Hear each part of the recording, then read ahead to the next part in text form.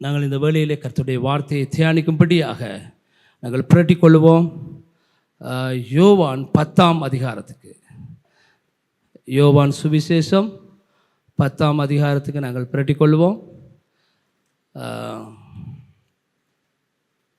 முதல் 7 வசனங்களை நாங்கள் வாசிப்போம். இன்றைக்கி 10ஆம் அதிகாரத்தில் சில இடங்களில் இருந்தும் நான் உங்களுக்கு பேச இருக்கின்றேன். யோவான் 10ஆம் அதிகாரத்தில் 1வது வசனத்திலிருந்து 7வது வசனம் வரையும். மெய்யாகவே மெய்யாகவே நான் உங்களுக்கு சொல்லுகிறேன், ஆட்டுத் தொழுவத்துக்குள் வாசல் வழியாய் பிரவேசியாமல் வேறு வழியாய் ஏறுகிறவன் கள்ளனும் கொள்ளைக்காரனுமாய் இருக்கிறான். வாசல் வழியாய் பிரவேசிக்கிறவனோ ஆடுகளின் மேய்ப்பனாய் இருக்கிறான். வாசலை காக்கிறவன் அவனுக்கு திறக்கிறான். ஆடுகளும் அவன் சத்தத்துக்கு செவி கொடுக்கிறது. அவன் தன்னுடைய ஆடுகளை பெயர் சொல்லி கூப்பிட்டு அவைகளை வெளியே நடத்தி கொண்டு போகிறான். அவன் தன்னுடைய ஆடுகளை வெளியே விட்ட பின்பு அவைகளுக்கு முன்பாக நடந்து போகிறான். ஆடுகள் அவன் சத்தத்தை அறிந்திருக்கிறபடியினால் அவனுக்கு பின்னே செல்கிறது. அந்நியருடைய சத்தத்தை அறியாதபடியினால் அவைகள் அந்நியனுக்கு பின் செல்லாமல் அவனை விட்டோடி போம் என்றார். இந்த உவமையை இயேசு அவர்களுடனே சொன்னார். அவர்களோ அவர் சொன்னவைகளின் கருத்தை அறியவில்லை. ஆதலால் இயேசு மறுபடியும் அவர்களை நோக்கி, நானே ஆடுகளுக்கு வாசல் என்று மெய்யாகவே மெய்யாகவே உங்களுக்கு சொல்லுகிறேன். நல்லது, நாங்கள் ஜெபம் செய்வோம். ஹல்லேலூயா. மகா இரக்க நிறைந்த நல்ல தகப்பனே, அப்பா, இந்த அருமையான இந்த காலை பொழுதிலே நாங்கள் உம்முடைய திரு சமூகத்திலே வந்து நிற்கிறோம். இவ்வளோ நேரம் நாங்கள் உம்மை ஆராதித்தோம். ஆண்டவரே, உம்முடைய சுவாமி கர்த்தாவே பிரசன்னத்தை நாங்கள் உணர்ந்து கொண்டோம். ஆண்டவரே, இந்த அருமையான இந்த காலை பொழுதிலே உம்முடைய வார்த்தையிலே ஆண்டவரே சுவாமி கர்த்தாவே, நீர் எங்களோடு கூட இடைப்படும்படி நாங்கள் ஜெபிக்கிறோம். உம்முடைய சுவாமி ஆண்டவரே, அந்த பொன்னான வார்த்தைகளுக்கூடாய் ஆண்டவரே நீர் இந்த காலை பொழுதில் எங்களோடு நீங்கள் பேசும்படி நாங்கள் ஜெபிக்கிறோம். ஆண்டவரே கர்த்தாவே, நாங்கள் நடந்து கொள்ள வேண்டியவைகள் எங்களுடைய வாழ்க்கையில் கர்த்தாவே நாங்கள் உமக்கு முன்பதாக நாங்கள் எப்படி நடந்து கொள்ள வேண்டும் ஆண்டவரே, எங்களுக்கு இந்த காலை பொழுதிலே கற்றுத்தாருங்க. உம்மை பிரியப்படுத்துகிற பிள்ளைகளாய் வாழ எங்களுக்கு உதவி செய்யுங்க ஆண்டவரே. உம்முடைய கிருபையும் தயவும் எங்களை தாங்கட்டும் நாங்கள் ஜெபிக்கிறோம். ஆண்டவர் இயேசுவின் நாமத்தினால் ஜெபிக்கிறோம் நல்ல பிதாவே, ஆமேன், ஆமேன். எனக்கு அருமையானவர்களே, நாங்கள் வாசிக்கப்பட்ட இந்த வேத பகுதியிலே இருந்து நாங்கள் காணுகின்றோம், அங்கே தேவனுக்கும் மனிதனுக்கும் இருக்கிற உறவை விசேஷமாக இயேசு கிறிஸ்து தன்னுடைய சீசர்களுக்கு கற்றுக் கொடுக்கும் பொழுது, இல்லாவிட்டால் அவரை பின்பற்றி வருகிற அந்த ஜனங்களை பார்த்து அவர் போதித்த ஒரு விதமாவது நாங்கள் காணுகின்றோம். தேவனுக்கும் தேவ பிள்ளைகளுக்கும் இடையிலே இருக்கின்ற அந்த உறவை அவர் எப்படி நாங்கள் அதை நடத்தி கொண்டு செல்ல வேண்டும், அந்த உறவை நாங்கள் எப்படி அவருக்குள்ளே நாங்கள் ஆழமாக அதை நடத்தி கொண்டு செல்ல வேண்டும் என்பதை குறித்து அவர் ஒரு உவமைக்கூடாக பேசுவதை நாங்கள் காணுகின்றோம். அவர் ஒப்பிட்டு பேசுவதை நாங்கள் காணுகின்றோம்.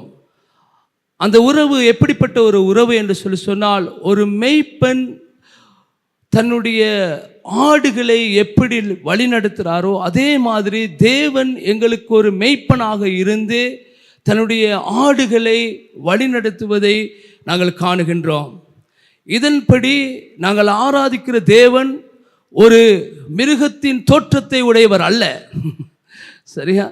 அதே போல அவர் ஒரு மேய்ப்பனும் அல்ல, அவர் ஆடுகளை வைத்துக்கொண்டு மேய்க்கிற ஒரு மேய்ப்பனும் அல்ல.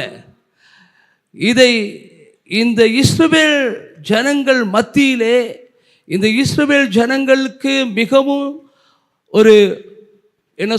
சமீபமான, அதே போல இந்த இஸ்ரவேல் ஜனங்களுக்கு மிகவும் ஒரு பரிச்சயமான ஒரு காரியமாக இருக்கின்றது என்று சொன்னால், அது எல்லா இடத்துலையும் இப்போ நீர்கொழும்பை எடுத்துக்கொண்டால், நீர்கொழும்பில் மீன் என்று சொன்னால் தெரியும், மீனவர்கள்னா என்னென்னு தெரியும், சமுத்திரம்னா என்ன சொல்லும். இப்போ மலை நாட்டில் உள்ள ஒருவருக்கு கடல்னா என்னென்னு சொன்னால் கொஞ்சம் சில நேரத்தில் ஒரு நாலு பக்கம் வந்தே இல்லாதவங்களுக்கு அது விளங்கி கொள்ள, அதை பிறந்த நாளில் இருந்து இதுவரைக்கும் காணாத ஒருவருக்கு அதை இமேஜ் பண்ணி கொள்றதுக்கு என்ன சொல்கிறது, அதை நினைத்து பார்ப்பதற்கு அவர்களுக்கு கொஞ்சம் கஷ்டமாக இருக்கும். ஆனால் நீர்க்குழும்புல உள்ளவருக்கு சமுத்திரண்டா என்னென்னு தெரியும், மீன் பிடிக்கிறண்டா என்னென்னு தெரியும், அதே போல் மீனவர்கள்டா யாருன்னு தெரியும், மீனவர்கள் எப்படி இருப்பார்கள், அவர் எப்படி மீன்களை பிடிப்பார்கள், இதெல்லாம் பரிச்சயமாக இருக்கிறது அவர்களுக்கு. அது மிகவும் இலகுவாக புரிந்து கொள்ளக்கூடியதாக. அதே மாதிரி இஸ்ரவேல் ஜனங்களுக்கு ஒரு மெய்ப்பன், ஒரு ஆடு, அதாவது ஆட்டு மந்தை என்று சொல்லும் பொழுது ஒரு மெய்ப்பன் அந்த ஆட்டு மந்தையை எப்படி வழி நடத்துகிறாரு, அந்த ஆட்டுக்கும் அந்த மெய்ப்பனுக்கு இருக்கிற தொடர்பு என்ன என்பதை குறித்து சொல்லும் பொழுது அது இலகுவாக அந்த ஜனங்களுக்கு அதை புரிந்து கொள்ளக்கூடியதாக இருந்தது. ஆமென், ஹல்லேலூயா. அதேபடி நாங்கள் காணுகின்றோம், வேதத்திலே அநேக இடங்களிலே நாங்கள் காணுகின்றோம், தேவனை குறித்து பேசும் பொழுது தேவனை நாங்கள் காணுகின்ற ஒரு மெய்ப்பனாக சொல்லுவதை நாங்கள் காணுகின்றோம். விசேஷமாக இயேசு கிறிஸ்துவை இதே வசனத்தில், அதாவது யோவான் 10ஆம் அதிகாரத்தில் 11வது வசனத்தை நாங்கள் பார்ப்போம் என்று சொன்னால் வாசிப்போம். யோவான் 10ஆம் அதிகாரத்தில் 11வது வசனத்தை, நானே நல்ல மெய்ப்பன், நல்ல மெய்ப்பன் ஆடுகளுக்காக தன் ஜீவனை கொடுக்கிறான். நானே நல்ல மெய்ப்பன். நாங்கள் காணுகின்ற தேவனே சொல்லுகிறார், நான் தான் நல்ல மெய்ப்பன். அதில் இருந்த அர்த்தம் இல்லை அவர் ஒரு ஆடுகளை வச்சுக்கொண்டு ஒரு 100 ஆடுகளை இல்லாட்டி ஒரு 10,000 ஆடுகளை வச்சுக்கொண்டு மேய்ச்சி கொண்டிருக்கிறார்னு சொல்லி, அப்படி இல்லை. அதாவது அவர் சொல்கிறார், ஒரு மெய்ப்பனுக்கும் ஒரு ஆடுகளுக்கும் இடையில இருக்கிற அந்த தொடர்பை வைத்து தான் அவர் சொல்கிறார், நான் நல்ல மெய்ப்பன். இதையே தான் நாங்கள் பழைய ஏற்பாட்டிலே தாவீது சொல்றதை நாங்கள் காணுகின்றோம். பழைய ஏற்பாட்டில் 23ஆம் சங்கீதத்தில் 1வது வசனம் என்ன சொல்கின்றது?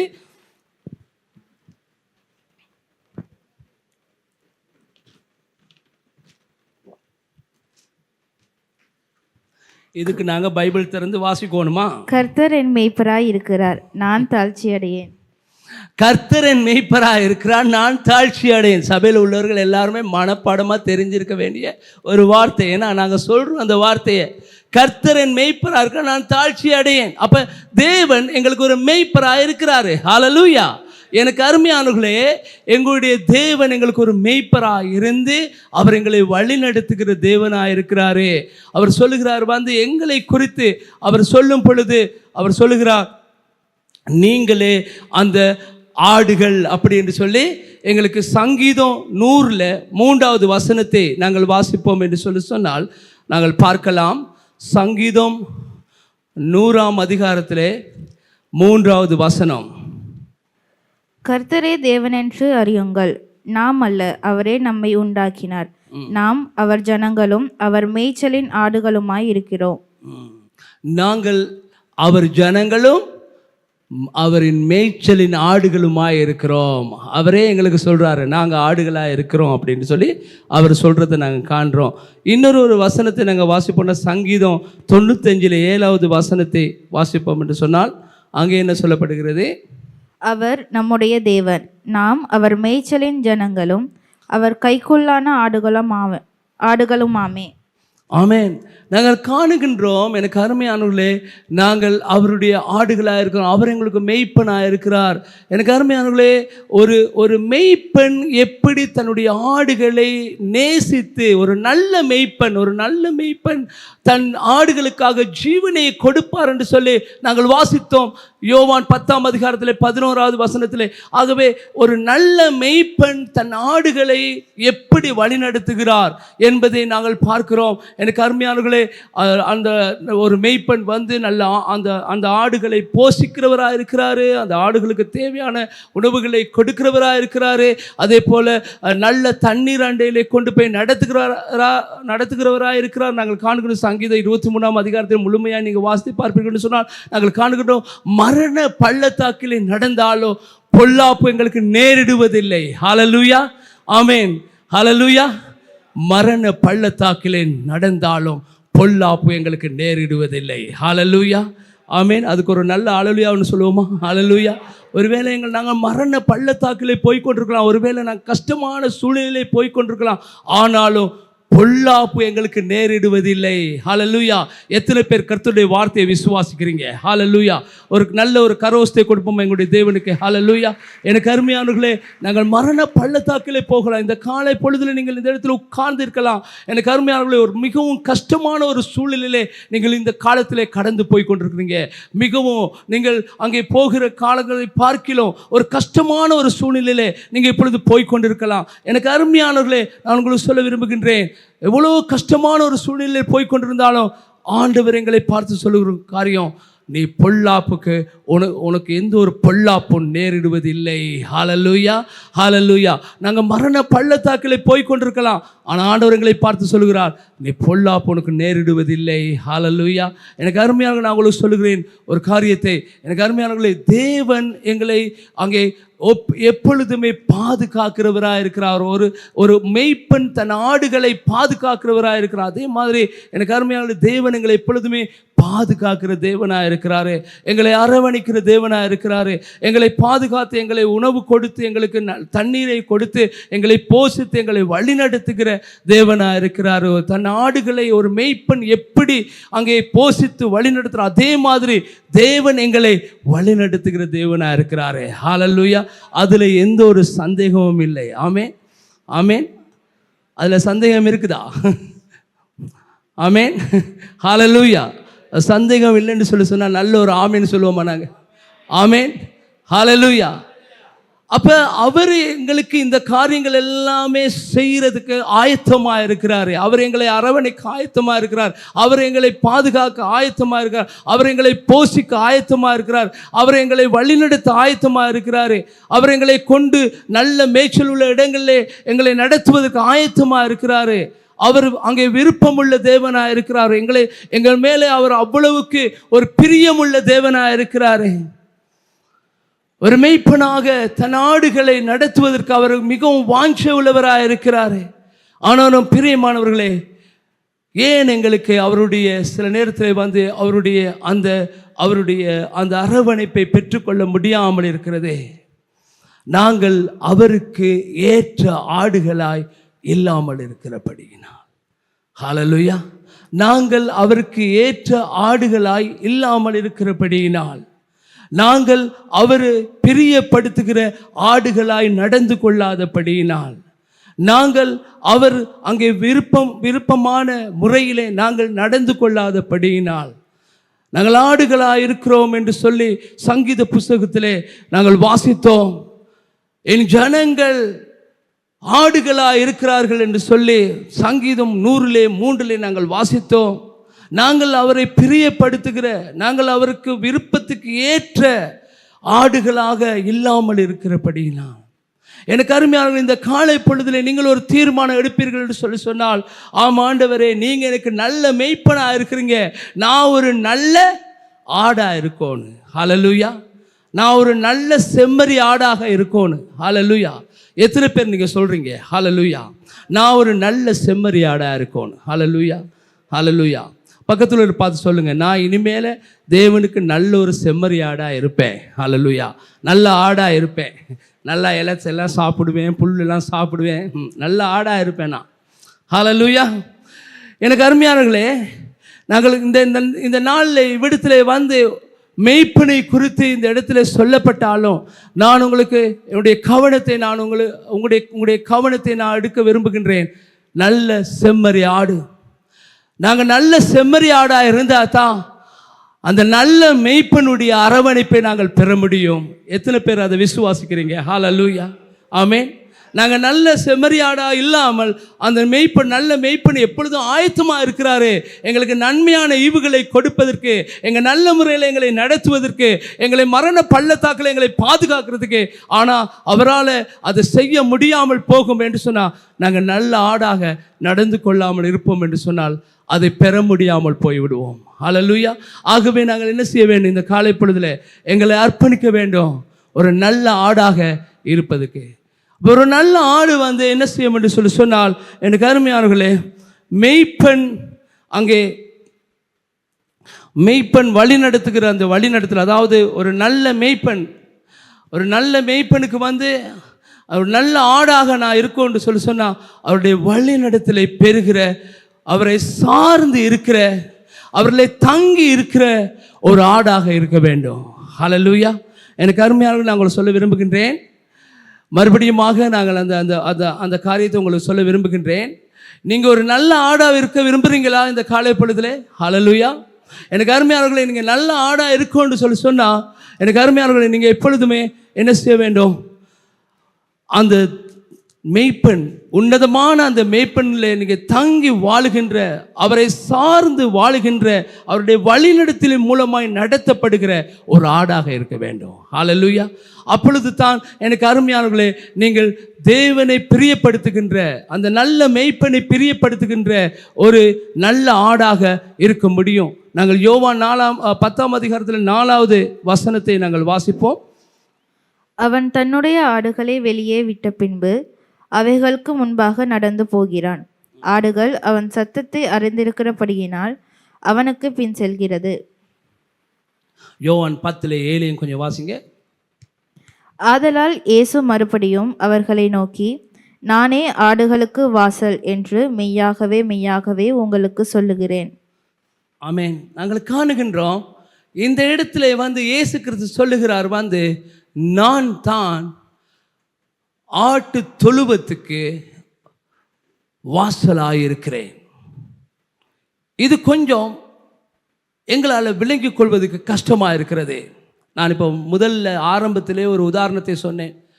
பிறந்த நாளிலே இருந்து நீர்கொழும்பு பக்கம் வராத, மலை நாட்டில் பிறந்த ஒருவர், இங்கிட்டு பக்கம் வராத ஒருவருக்கு கடல் எப்படி இருக்கிறது, சமுத்திரம் எப்படி இருக்கிறது, மீன் எப்படி இருக்கிறது, மீனை எப்படி பிடிக்கிறாங்கன்னு சொல்கிறது கேள்விப்பட்டிருப்பாங்க. ஆனால் கண்ணால் காணாதபடினால அதுக்குரிய அந்த அனுபவம் அவர்களுக்கு இருக்காது. அதே மாதிரி தான் எனக்கு அருமையான நான் உங்களுக்கு சொல்லுகின்றேன், ஒரு அந்த காலத்தில் இந்த காலத்திலே அதே மாதிரி இருக்கிறது. அவர் சொல்லுகிறார், நான் தான் இந்த தொழுவத்துக்கு வாசலாயிருக்கிறேன், நான் தான் வாசலாயிருக்கிறேன். அப்படி என்று சொல்லும் பொழுது இவ்விடத்தில் நான் மீடியா யூனிட்டி கேட்டுக்கொள்கிறேன், கொஞ்சம் பெருசாக்க முடியும்டா, கொஞ்சம் பெருசாக்கி காட்டுங்க, கொஞ்சம் ஜூம் பண்ண முடியும்னு சொன்னால் ஜூம் பண்ண முடியுமா? ஓகே, உங்கள் எல்லாருக்கும் தெரியுதா இருக்கும், இவ்விடத்தில் ஒரு கருங்கல்லினாலே கட்டப்பட்ட ஒரு ஒரு என்ன சொல்கிறது, ஒரு அடப்பு மாதிரி ஒன்று இருக்கிறது. கருங்கல்லினாலே கட்டப்பட்ட ஒரு அடைப்பு மாதிரி ஒன்று இருக்கிறது. அதுக்கு ஒரே ஒரு வாசல் தான் இருக்கிறது. அந்த வாசலில் அதாவது சில என்ன சொல்கிறது, ரீப்ப பெட்டிகளினாலே செய்யப்பட்ட ஒரு கேட் அதில் இல்லை, ஒரு என்ன சொல்கிறது, ஒரு கதவு இல்லை. இப்பொழுது இந்த ஆலயத்துக்கு வருவதற்கு 2 கேட் இருக்கிறது. நீங்கள் காண்றீங்க, 2 கேட் இருக்கிறது. ஒன்று அந்த அமானோ சீட்டினால் அடிக்கப்பட்ட ஒரு கேட், அடுத்தது பலகையினாலே செய்யப்பட்ட ஒரு கேட். இப்போ வசனம் என்ன சொல்லுது? திருப்பி அந்த வசனத்தை நீங்கள் வாசிங்க. 7வது வசனத்தை நாங்கள் வாசிப்போம். என்ன சொல்லுகிறது? ஆதலால் இயேசு மறுபடியும் அவர்களை நோக்கி, நானே ஆடுகளுக்கு வாசல் என்று மெய்யாகவே மெய்யாகவே உங்களுக்கு சொல்லுகிறேன். மறுபடியுமா அந்த மீடியா யூனிட் கேட்டுக்கொள்கிறேன், அதை போட சொல்லி திருப்பி போடுங்க. அது நேரத்தோட போட்டு அந்த படத்தை போடுங்க.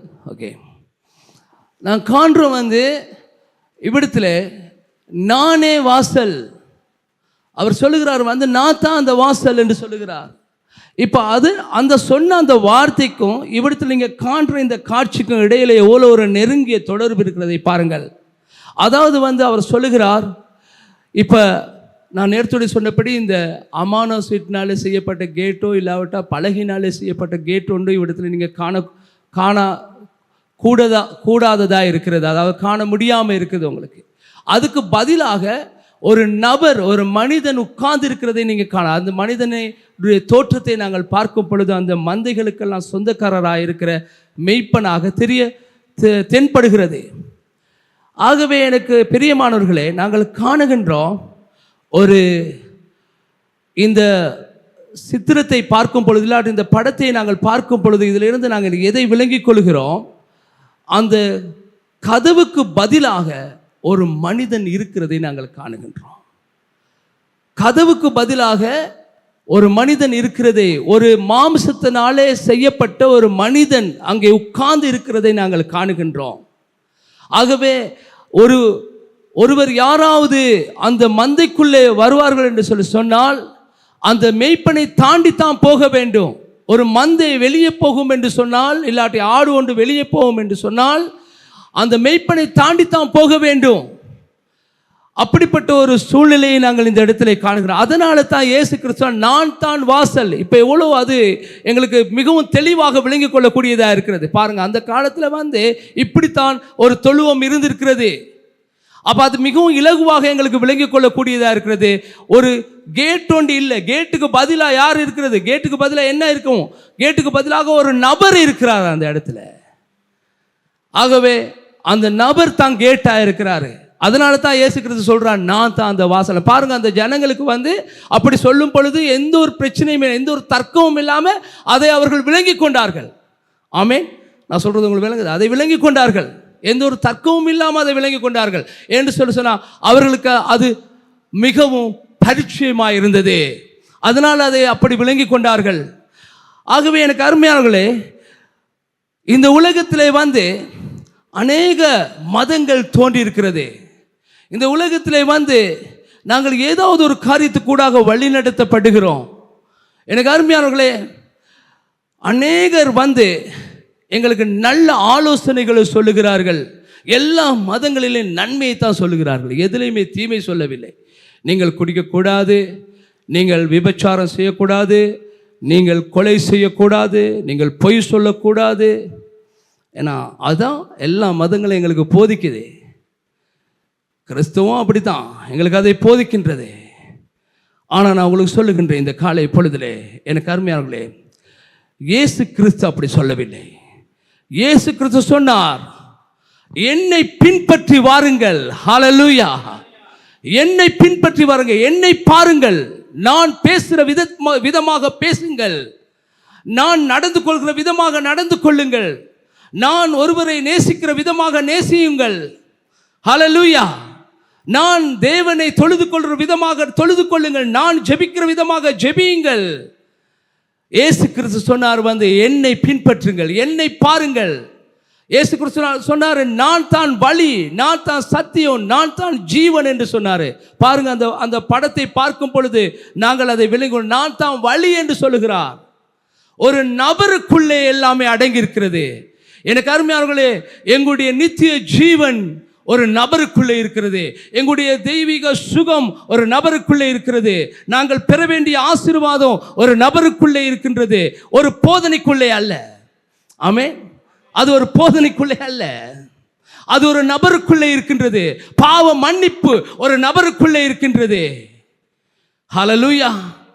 ஒரு நபருக்குள்ளே இருக்கின்றது. பாவ மன்னிப்பு ஒரு நபருக்குள்ளே இருக்கின்றது.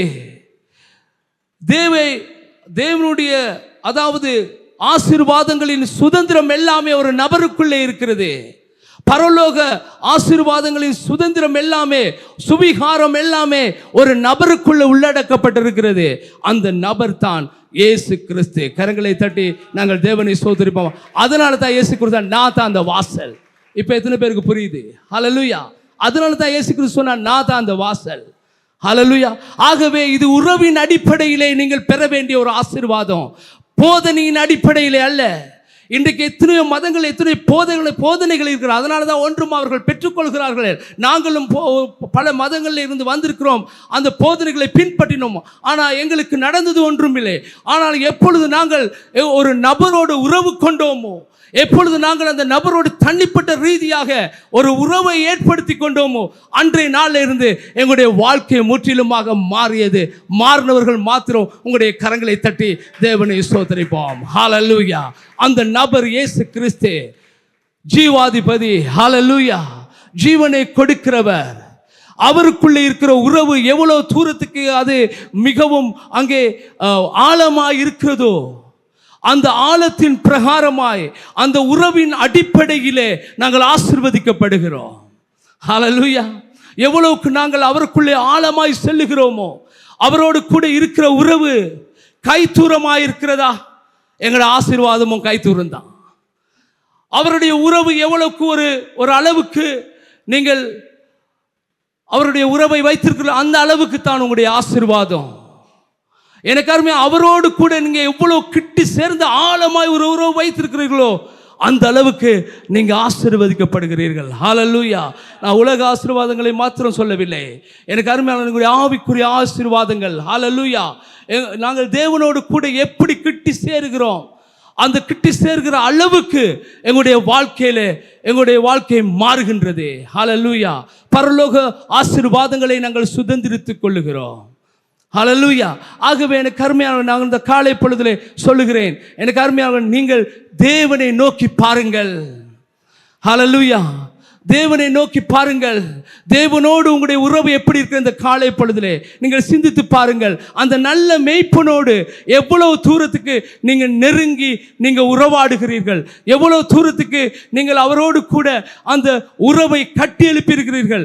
அதில் அந்த உறவிலே தாற்பரியம் எப்படி இருக்கிறது? தேவன் என்னை பார்த்து கொண்டிருக்கிறார். தேவன் என்னை எப்பொழுதுமே அவர் அங்கே கண்ணோக்கி கொண்டிருக்கிறார் என்கிற அந்த உணர்வு உங்களுக்கு உள்ளே இருக்கின்றதா? எந்த இடத்துக்கு சென்றாலும் என் தேவன் என்னோடு கூட வருகிறார்.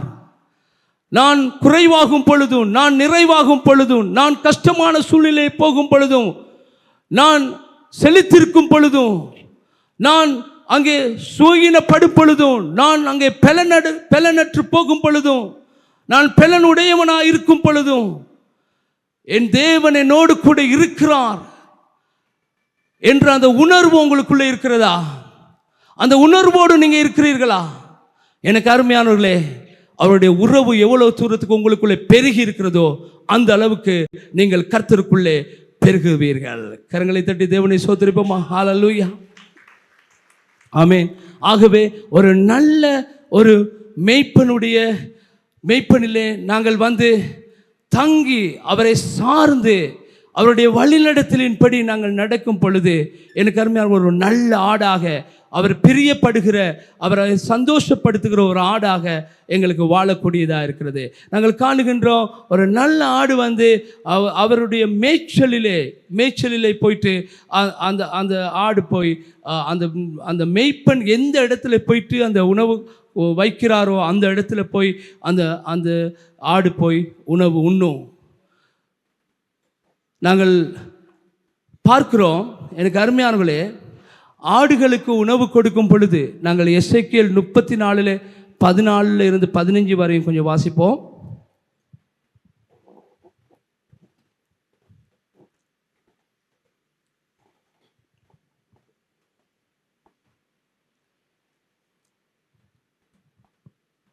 சீக்கிரமாக வாசிங்கள். எசேக்கியேல் 34:14-15 வரையும். அவைகளை நல்ல மேய்ச்சலிலே மேய்ப்பேன். இஸ்ரவேலருடைய உயர்ந்த மலைகளில் அவைகளுடைய தொழுவம் இருக்கும். அங்கே அவைகள் நல்ல தொழுவத்தின் படுத்துக்கொள்ளும். இஸ்ரவேலின் மலைகளின் மேல் நல்ல மேய்ச்சலையும் மேயும். என் நாடுகளை நான் மேய்த்து அவைகளை நான் மடக்குவேன் என்று கர்த்தராகிய ஆண்டவர் சொல்லுகிறார். ஆமென். ஹல்லேலூயா. ஆகவே மேய்ப்பன்ல எந்த ஒரு பிரச்சனையும் இல்லை. மேய்ப்பன் வந்து ஆடுகளுக்கு நல்ல உணவுகளை வழங்குவதற்கு எப்பொழுதுமே அவர் வந்து வாஞ்சிக்கிற தேவனாக இருக்கிறார். ஹல்லேலூயா. நல்ல உணவுகளை கொடுக்கிறார். நாங்கள் தான் சரியானதை உண்ண வேண்டும். அப்படின்னா என்ன அர்த்தம்? நிறைய உணவுகள் இருக்குது பிரியமானவர்களே. நாங்கள் வந்து எல்லாம் கண்ட உணவுகளை சாப்பிடக்கூடாது. ஹல்லேலூயா. அதாவது யூடியூப்ல நிறைய இருக்குது உங்களுக்கு சாப்பாடெல்லாம், ரைட்? நிறைய சாப்பாடு இருக்குது, நிறைய நீங்கள் அதெல்லாம் வந்து எல்லாத்தையும் போட்டுக்கொள்ள ஜீரணிக்காது. சிலைவிகள் வந்து எங்களுடைய ஆவிக்குரிய வாழ்க்கையை அப்படியே கொண்டு போட்டு விடும். சிலைவிகள் வந்து எங்களுடைய வாழ்க்கையை வந்து தேவனிடத்தில் இருந்து அப்படி எங்களை பிரித்து விடும். சில உணவுகள் இருக்கிறது, சில போதனைகள், சில உணவுகள் இருக்கிறது வந்து எனக்கு அருமையானவர்களே எங்களை தேவனிடத்தில் இருந்து பிரித்து விடும். ஏவாள் நினைத்தால் நான் சரியான உணவைத்தான் சாப்பிடுகிறேன் என்று சொல்லி, சாத்தான் வந்து அவளுக்கு ஒரு உணவு கொடுக்கும் பொழுது அந்த உணவை அவள் உள்வாங்கிக் கொண்டாள். அவள் நினைத்தான், நான் சரியானதை தான் சாப்பிடுகிறேன் என்று சொல்லி. அதுக்குரிய அறிவு அவளுக்கு இருக்கவில்லை. நாங்கள் காணுகின்றோம், சாத்தான் வந்து சொல்லுகிறான், நீ இதை சாப்பிடும் நாளிலே தேவனைப் போல மாறுவாய் என்று சொல்லி.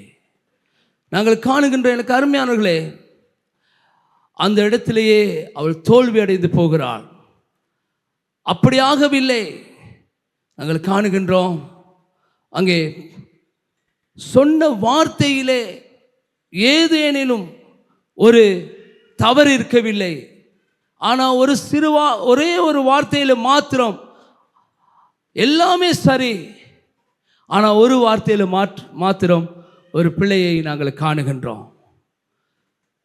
ஆண்டவருடைய வார்த்தை சொல்கிறது, நாங்கள் சங்கீத புஸ்தகம் நாங்கள் வாசிப்போம் என்று சொன்னாக்க 82 6வது வசனத்தை கொஞ்சம் வாசிங்க. 82 6 என்ன சொல்லப்படுகிறது? நீங்களும் தேவர்கள் என்றும் நீங்கள் எல்லாரும் உன்னதமானவரின் மக்கள் என்றும் நான் சொல்லியிருந்தேன். இவ்விடத்தில் பயன்படுத்தப்பட்டிருக்கிற வார்த்தை என்னவென்று சொன்னால், அதாவது நாங்களும் தேவர்கள் என்று சொல்லும் பொழுது நாங்கள் இறைவனுக்கு சமமானவர்கள் அல்ல. மனிதர்களோ தேவதூதர் எந்த ஒரு படைப்போ தேவனுக்கு சமமாக கூடாது, சமமாக முடியாது, சமமாகவும் கூடாது. சமமாகுவோம் என்று சொன்னால் தேவனுக்கும் எங்களுக்கும் ஒரு வித்தியாசம் இல்லை. அப்படி ஆகிறதுக்கு கூடாது. ஏனென்று சொன்னால் அவருக்கென்று சொல்லி இருக்கின்ற சில விசேஷ குணதிசயங்கள் எனக்கு அருமையானவர்களே தேவதூதர்களுக்கோ மனிதர்களுக்கோ இல்லை. சர்வ வல்லமை உங்களுக்கு இருக்கிறதா? தேவதூதனுக்கு இருக்கிறதா? சாத்தானுக்கு இருக்குதா? இல்லை, சர்வ வல்லமை இல்லை. சர்வ வல்லமை ஒரே ஒருவருக்கு மாத்திரம்தான் இருக்கிறது. அது நாங்கள் ஆராதிக்கிற தேவாதி தேவனுக்கு மாத்திரமே. கரங்களை தட்டி தேவனை சோதரிப்போமா? சர்வ ஞானம் அது இருக்கிறதா? அது உங்களுக்கு இருக்கிறதா? தேவதூதனுக்கு இருக்கிறதா? சாத்தானுக்கு இருக்குதா? இல்லை. எனக்கு அது நாங்கள் ஆராதிக்கிற தேவனுக்கு மாத்திரமே இருக்கிறது. ஹல்லேலூயா.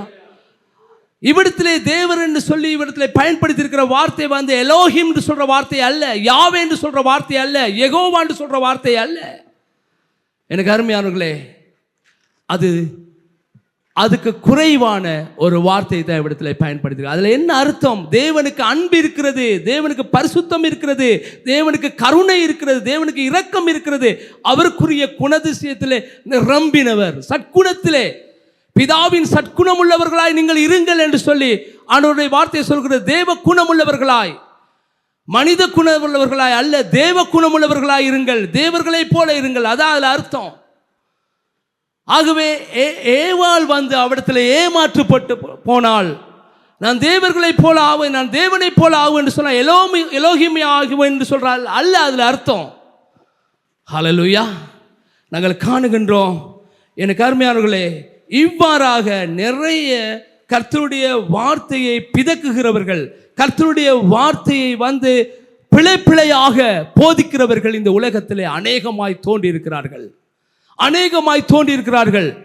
இந்த காரியம் நீங்க செய்யக்கூடாது. நாங்கள் வளமையாக கர்த்தருடைய வார்த்தையின்படி வழிநடத்தப்பட்டு வந்திருக்கிற போதனையை பார்க்கிலும் வித்தியாசமான போதனைகளை கொடுத்து ஜனங்களை ஏமாற்றுகிறார்கள், ஜனங்களை வழி தப்ப செய்கிறார்கள்.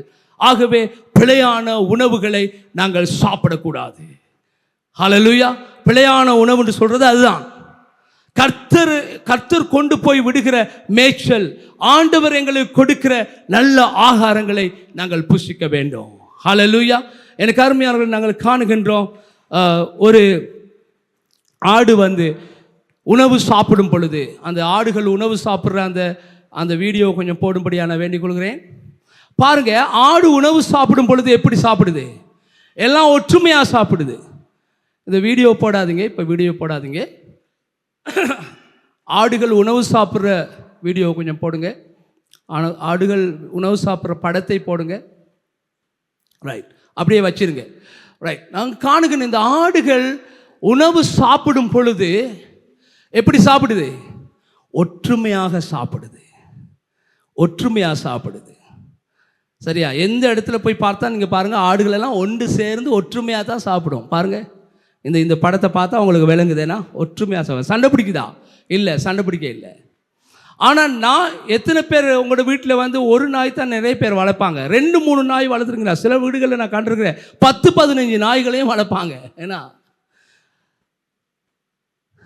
10-15 நாய்களை 10-15 நாய்களை வளர்க்கும் பொழுது, அந்த நாய்களுக்கு உணவு கொடுக்கும் பொழுது ஒரே பாத்திரத்தில் நாய்களுக்கு உணவு கொடுத்தா என்ன நடக்கும்? சாப்பிடுமாது? ஒரு காலமும் சாப்பிடாது. பாருங்க, இந்த நாய்களுக்கு வந்து வேறு வேறு பிளேட் போட்டு தான் கொடுத்துருக்குறாங்க. காரணம் என்ன?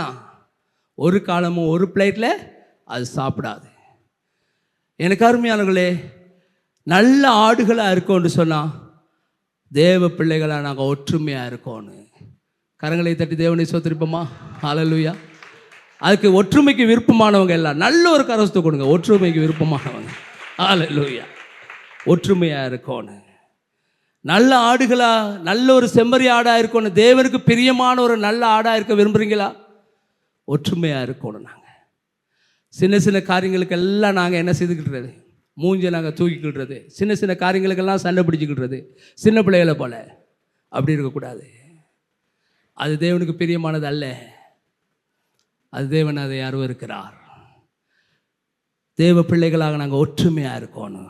ஹல்லேலூயா, ஆமென். அதே போல் நாங்கள் காணுகின்றோம்,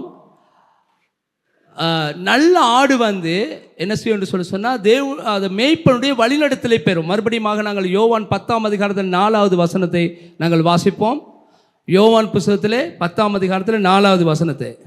அவன் தன்னுடைய ஆடுகளை வெளியே விட்ட பின்பு அவைகளுக்கு முன்பாக நடந்து போகிறான். ஆடுகள் அவன் சத்தத்தை அறிந்திருக்கிறபடியினால் அவனுக்கு பின் செல்கிறது. அந்த வீடியோவை இப்போ போடுங்க.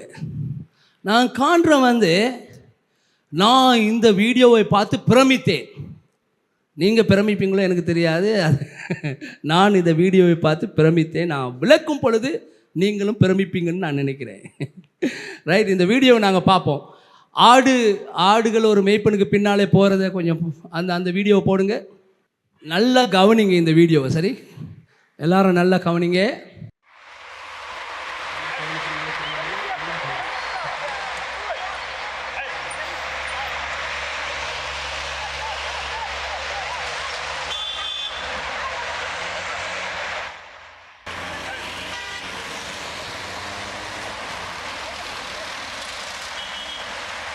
கவனிச்சிங்களா?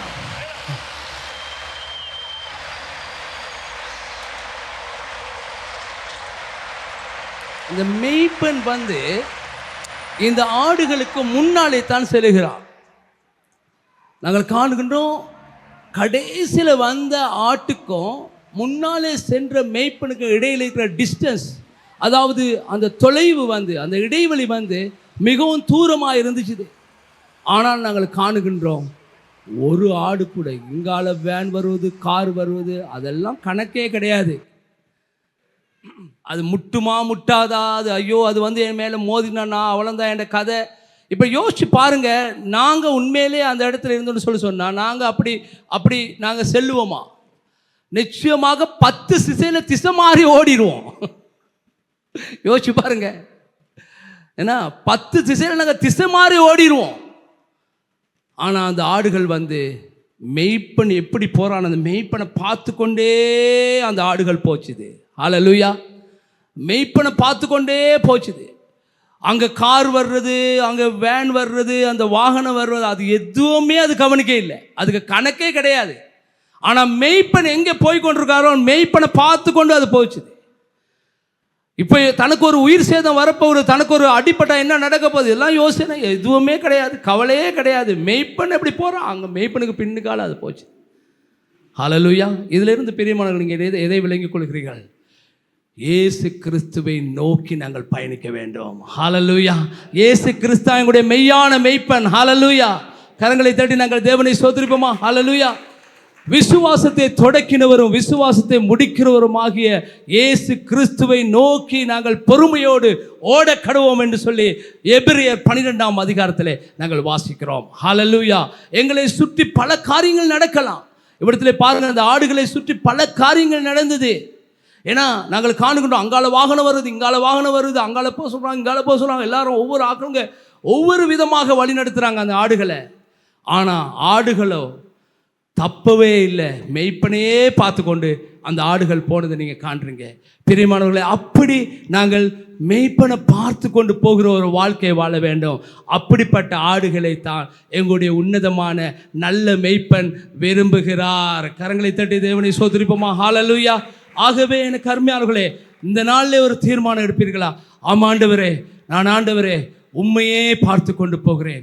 எனக்கு என்ன நடந்தாலும் ஆண்டவரே சுவாமி, நான் உண்மையிலே வைத்திருக்கிற என்னுடைய கண்ணை நான் வெளியே எடுக்க மாட்டேன். ஆண்டவரே, ஆண்டவரே, நான் உண்மையை பார்த்து கொண்டு இந்த பயணத்தை தொடர்கிறேன். ஹல்லேலூயா, ஹல்லேலூயா. இந்த காலை பொழுதில் உங்களுக்கு பல தடைகள் வரலாம், பல உங்களுடைய திசையை மாற்றுவதுக்கு, உங்களுடைய கவனத்தை மாற்றுவதுக்கு பல காரியங்கள் இருக்கலாம்.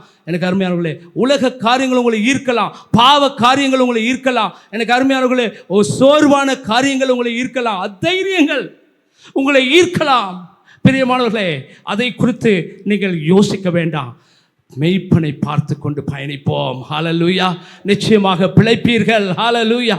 அந்த ஆடு, ஒரு ஆட்டுக்குமே ஒரு சேதமும் உண்டாகவில்லை, எந்த ஆடும் ஒரு வாகனத்தில் முட்டவில்லை என்று சொன்னால் அந்த மெய்ப்பனுக்கு தெரியும் இந்த ஆட்டை எப்படி நான் நடத்தோன்னு சொல்லி.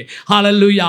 எங்களை உண்டாக்கினவர், எங்களை உருவாக்கினவர், தாயின் கருவிலே இருந்து எங்களை தோன்ற செய்து எங்களை காப்பாற்றினவர், அவருக்கு தெரியும் அவருடைய ஆடுகளை எப்படி வழிநடத்த வேண்டும் என்று. ஹல்லேலூயா. அவரை நோக்கி நீங்கள் பயணிப்பீர்கள் சொன்னால் நீங்கள் நிச்சயமாக பிழைப்பீர்கள். நீங்கள் உங்களுக்கு ஒரு சேதம் உண்டாகாது. ஹல்லேலூயா. எனக்கு அருமையானவர்களே, நாங்கள் காணுகின்றோம், அதே மாதிரி நாங்கள் தொடர்ந்து ஆண்டவருக்குள்ளே அப்படி நாங்கள் பயணிப்போம் என்று சொன்னால் அவருக்கு பிரியமான பிள்ளைகளாய், அவருக்கு பிரியமான ஆடுகளாய் நாங்கள் நடந்து கொள்வோம். அதே போல் வெகு சீக்கிரமாய் நாங்கள் இன்னொரு காரியத்தை நாங்கள் பார்க்க போகிறோம். ஆடுகள் எப்பொழுதுமே அந்த மெய்ப்பனுடைய சத்தத்துக்கு கீழ்ப்படியும். 10:4 வசனம், அதை 27வது வசனத்துக்கும் எங்களுடைய கவனத்தை செலுத்துவோம். 10 யோவான் 10:4 வசனம், 27வது வசனம், வெகு சீக்கிரமா வாசி. அவன் தன்னுடைய ஆடுகளை வெளியே விட்ட பின்பு அவைகளுக்கு முன்பாக நடந்து போகிறான். ஆடுகள் அவன் சத்தத்தை அறிந்திருக்கிறபடியினால் அவனுக்கு பின் செல்கிறது. சத்தத்தை அறிந்திருக்கிறபடினாலே பின் செல்கின்றதே. ஆமாம். அப்பொழுது யூதர்கள் அவரை சூழ்ந்து கொண்டு, இதுவரைக்கும் எங்கள் ஆத்துமாவுக்கு சந்தேகம் உண்டாக்குகிறீர். யோவான் 10:27. என் ஆடுகள் என் சத்தத்திற்கு செவி கொடுக்கிறது, நான் அவைகளை அறிந்திருக்கிறேன், அவைகள் எனக்கு பின் செல்கிறது. ஆமென். ஹல்லேலூயா.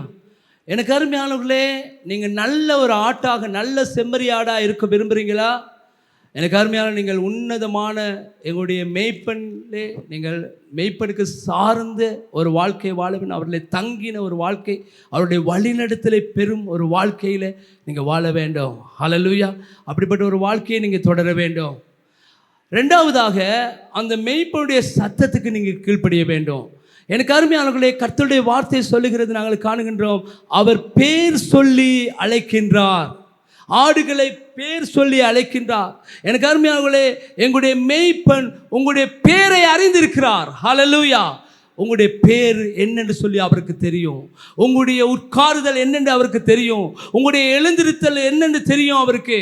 எனக்கு அருமையானவர்களே, நீங்கள் என்ன நினைக்கிறீர்கள், நீங்கள் நினைப்பதற்கு நீங்கள் 2 நிமிஷத்துக்கு முன்பதாக, 2 நிமிஷத்துக்கு பிறகு நீங்கள் என்ன நினைக்க போகிறீர்கள் அதை கர்த்தர் அறிவார் என்று சொல்ல ஆண்டவர் சொல்லுகிறார்.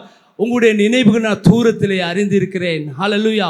எங்களுடைய அசைவுகளை அவர் அறிவார். நாங்கள் எதற்காக ஏங்குகிறோம், எந்த காரியத்துக்காக நாங்கள் தவிக்கின்றோம் அவர் அறிவார். ஹல்லேலூயா. எனக்கு அருமையானவர்களே, அவர் உங்களை பேர் சொல்லி அழைத்திருக்கிற தேவன், அவர் உங்களை நன்றாக அறிந்திருக்கிறார். எனக்கு அருமையானவர்களே, நாங்கள் அவருடைய சத்தத்துக்கு கீழ்ப்படுகிறோமா? கர்த்தருடைய வார்த்தைக்கு நாங்கள் கீழ்ப்படுகிறோமா? இப்பொழுது கூட கர்த்தர் உங்களோடு கூட பேசி கொண்டிருக்கிறார், நீங்கள் அதுக்கு கீழ்ப்படுகிறீர்களா? எனக்கு அருமையானவர்களே, ஆடுகள் கீழ்ப்படிந்ததை நீங்கள் கண்டீங்க. ஆடுகள் வா என்று சொல்லும் பொழுது அந்த ஆடு வரும், ஆடு போ என்று சொன்னால் அந்த ஆடு போகும். அந்த ஆடு வந்து வழிநடத்தும் பொழுது அதே மாதிரி அது கீழ்ப்படிந்து செல்லுகிறது. எனக்கு அருமையானவர்களே, அந்த கீழ்ப்படிவு எங்களுக்கு இருக்கின்றதா? எனக்கு அருமையானவர்களே, நாங்கள் வந்து மேய்ப்பனுடைய பாதுகாப்பையும், மேய்ப்பனுடைய போஷணையும், மேய்ப்பனுடைய அங்கே அரவணைப்பையும், மேய்ப்பனுடைய அந்த அந்த மேய்ச்சலையும் கண்டடைய விரும்புகின்ற ஆடுகளா இருக்கின்றோம். அதை நாங்கள் விரும்புகின்றோம், அதை எப்பொழுது நாங்கள் எதிர்பார்க்கிறோம். ஆனால் அவருக்கு பிரியமான ஆடாக நான் நடந்து கொள்றேனா? ஹல்லேலூயா. அவருக்கு பிரியமான ஒரு ஆடாக நான் நடந்து கொள்றேனா? அதை நாங்கள் சிந்திக்க வேண்டும் பிரியமானவர்களே. எனக்கு அருமையான நாங்கள் காணுகின்றோம், அங்கே நாங்கள் காணுகின்ற அந்த சத்தத்துக்கு, அந்த ஆடுகளுடைய அந்த அந்த அந்த ஆடுகள் அந்த மேய்ப்பனுடைய சத்தத்துக்கு கீழ்ப்படுகிறது. அதே போல் நாங்கள் அந்த ஆடுகள் அப்படியே அடங்கி இருக்கும். அந்த தொழுவத்தில் நீங்கள் கண்டீர்கள், அந்த ஆடுகள் அப்படியே அடங்கி இருந்தது. வெளியே போகக்கூடாதுன்னு அது வெளியே போகாது, பார்த்துட்டு திரும்பி போயிடும். அது எனக்கு அருமையானவர்களே, அந்த ஆடுகள் அப்படியே அடங்கி இருக்கும். எனக்கு அருமையானவர்களே, ஆடுகள் கூப்பிடும் பொழுது கிட்டே வரும். அப்படித்தான் அந்த மேய்ப்பர்கள் அந்த ஆடுகளை நடத்துவார்கள். அந்த ஆடுகளுக்கு இருக்கிற ஒரு விசேஷ தன்மை அதுதான். கூப்பிடும் பொழுது அது வரும், அதை போக சொல்லும் பொழுது அது போகும். அதான் அங்கே அடங்கி இருக்க சொன்னால் அது அடங்கி இருக்கும். எனக்கு அருமையானவர்களே, அந்த ஆடுகளுடைய தன்மை அது. அதே மாதிரி நாங்கள் மேய்ப்பன் பிரியப்படுகிற விதமாய் நாங்கள் நடந்து கொள்கிறோமா? எனக்கு அருமையானவர்களே, நாங்கள் கர்த்தருக்கு அங்கே கீழ்ப்படிந்து நாங்கள் நடந்து கொள்கிறோமா? சில நேரத்தில் மயிர் அங்கே ஆடுகளில் மயிர் அங்கே அதிகரிக்கும் பொழுது, அது வளர்ந்து வரும் பொழுது அதை பயன்பாட்டுக்கு எடுப்பார்கள். அந்த மயிரை கொண்டு போய் விற்பனைக்காக எடுப்பார்கள். அதிலிருந்து ஒரு கிரயத்தை பெற்றுக்கொள்வார்கள், ஒரு லாபத்தை திரட்டி கொள்வார்கள் மேய்ப்பர்கள். எனக்கு அருமையானவர்களே, நாங்கள் காணுகின்றோம், அந்த மயிரை கத்தரிக்கும் பொழுது, அதை கத்தரினாலே அதை வெட்டும் பொழுது அந்த ஆடு அப்படியே கொடுத்து கொண்டு அப்படி அமைதியாக இருக்கும். காயங்கள் கட்டும் பொழுது அந்த ஆடு அப்படியே அமைதியாக இருக்கும். எனக்கு அருமையானவர்களே, நாங்கள் ஒருவேளை கர்த்தர் எங்களை காயம் கட்டும் பொழுது, கர்த்தர் எங்களுக்கு சில காரியங்கள் செய்யும் பொழுது நாங்கள் அமைதியாக இருக்கிறோமா? ஆமாம் ஆண்டவரே, பரவாயில்லை, நீங்கள் என்னை நடத்துறீங்க, இந்த நாட்கள் எனக்கு கஷ்டமாக இருக்குது, ஆனாலும் ஆண்டவரே நீங்கள் என்னுடைய மேய்ப்பன், நான் உமக்கு என்னை விட்டு கொடுக்கிறேன் ஆண்டவரே. நாங்கள் விட்டு கொடுக்கிறோமா ஆண்டவருக்கு? எனக்கு அருமையானவர்களே, நாங்கள் அதை யோசித்து பார்ப்போம். நாங்கள் அப்படியாக நடந்து கொள்ளும் பொழுது நாங்கள் அவருக்கு பிரியமான ஆடுகளாக இருப்போம் பிரியமானவர்களே. ஆகவே நான் உங்களுக்கு சொல்லுகின்றேன், அது மாத்திரமல்லாமல் எனக்கு அருமையானவர்களே, மேய்ப்பனுக்கு அந்த ஆடுகள் கொடுக்கிற ஒரு காரியம் இவ்வளோ. அந்த மேய்ப்பன் இந்த ஆடுகளை நேசித்து காயம் கட்டுகிறார், உணவு கொடுக்கிறார், பாதுகாக்கிறார். கரடிகள் சிங்கம் அந்த ஆடுகளை வாரிக்கொண்டு போகாதபடிக்கு நித்திரை முழித்து அந்த ஆடுகளை பாதுகாக்கிறார். அந்த மேய்ப்பனுக்கு இந்த ஆடுகள் என்ன கொடுக்கும்? அதில் மயிர்களை கொடுக்கும் என்று சொன்னால், அதனாலே ஆடைகளை உருவாக்குவதற்கு அதில் ஒரு கிரயம் கிடைக்கும். மேய்ப்பனுக்கு பாலை கொடுக்கும், குற்றிகள் ஈன்று கொடுக்கும். எனக்கு அருமையானவர்களே, நாங்கள் அதிலிருந்து நாங்கள் என்னத்தை நாங்கள் கருதி கொள்வது?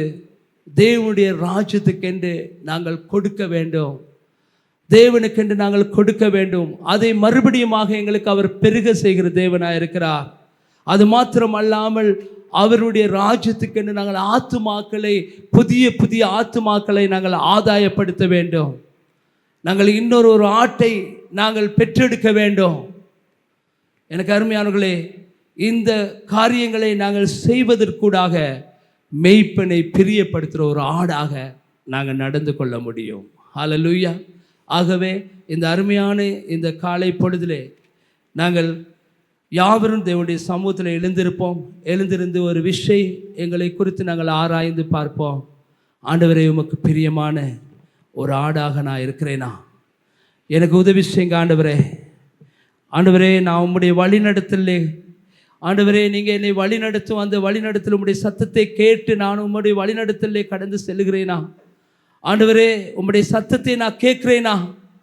ஒவ்வொரு காலையிலும் ஜெபித்து, ஆண்டவரே நீங்கள் என்னோட பேசுங்கன்னு சொல்லி ஆண்டவர்கிட்ட நான் கேட்குறேனா? ஆண்டவர்கிட்ட நாங்கள் இந்த வேளையில் எங்களை ஆராய்ந்து பார்ப்போம். எங்களுடைய இருதயத்தை ஆண்டவருக்கு நாங்கள் ஒப்பு கொடுப்போம். ஹல்லேலூயா. நாங்கள் ஆண்டவர்கிட்ட கேட்போம், நாங்கள் உண்மையாகவே எங்களுடைய விருப்பத்தின்படி நாங்கள் நடந்து கொண்டு போகிறோமா? இல்லாவிட்டால் ஆண்டவர் என்னை வழிநடத்த வேண்டும். அப்பா, நீங்கள் இன்றைக்கி என்னோட பேசுங்க, அப்பா நீங்கள் என்னை நடத்துங்க என்று சொல்லி ஆண்டவருக்கு எங்களை விட்டு கொடுக்குறோமா? அப்படி ஒரு வாழ்க்கையை வாழ்கிறோமா? நாங்கள் யோசிப்போம். ஹல்லேலூயா. நாங்கள் ஒரு தீர்மானம் எடுப்போம். ஆண்டவரே கர்த்தாவே, உம்மை பிரியப்படுத்துகிற ஒரு ஆடாக நான் வாழ வேண்டும். ஆண்டவரே எனக்கு உதவி செய்யுங்க. ஆண்டவரே உன்னதமானவரை சார்ந்த, அவர்களை தங்கி இருக்கிற, அவர்களை வழிநடத்திலே செல்லுகின்ற ஒரு ஆடாக நான் இருக்க வேண்டும். அவருடைய சத்தத்துக்கு கேட்டு அவருக்கு கீழ்ப்படிந்து அவருக்கு அடங்கி அவர் கூப்பிடும் பொழுது ஆண்டவரே நான் விரைந்து அவர் அண்டையிலே செல்லுகின்ற ஒரு ஆடாக நான் இருக்க வேண்டும். அவர் காயங்களை கட்டும் பொழுது ஆண்டவரே மயிர்களை கத்தரிக்கும் பொழுது ஆண்டவரே நான் விட்டு கொடுக்கிற ஒரு ஆடாக இருக்க வேண்டும். எனக்கு உதவி செய்யுங்க ஆண்டவரே, எனக்கு உதவி செய்யுங்க ஆண்டவரே. ஹல்லேலூயா. ஓ இந்த காலை பொழுதிலே ஹல்லேலூயா, ஸ்தோத்திரம் ஆண்டவரே. ஆண்டவர்களை ஒப்பு கொடுப்போமா?